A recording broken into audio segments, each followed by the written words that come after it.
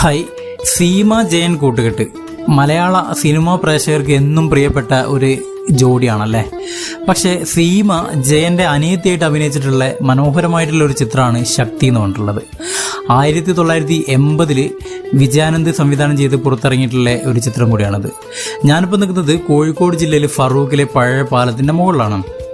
ഇവിടെ വെച്ചിട്ട് ശക്തി സിനിമേൻ്റെ കുറച്ച് ഭാഗങ്ങൾ ചിത്രീകരിച്ചിട്ടുണ്ട്. ഈ സിനിമയിൽ ജയൻ്റെയും അനിയത്തിയായിട്ടുള്ള സീമേൻ്റെയും അമ്മാവനായിരിക്കും ബഹദൂർ ആക്ട് ചെയ്യുന്ന ആ ഒരു കഥാപാത്രം. സീമേൻ്റെ കാമുകനായിട്ടുള്ള രവികുമാറും കാറിൽ വന്നുകൊണ്ടിരിക്കുമ്പം ഈ പാലത്തിൻ്റെ സൈഡിലൂടെ അമ്മാവനായിട്ടുള്ള ബഹദൂർ നടന്നു പോകുന്നത് കണ്ടിട്ട് സീമ കാറ് നിർത്തിയിട്ട് അമ്മാവനോട് സംസാരിക്കുന്ന കുറച്ച് രംഗങ്ങളാണ്.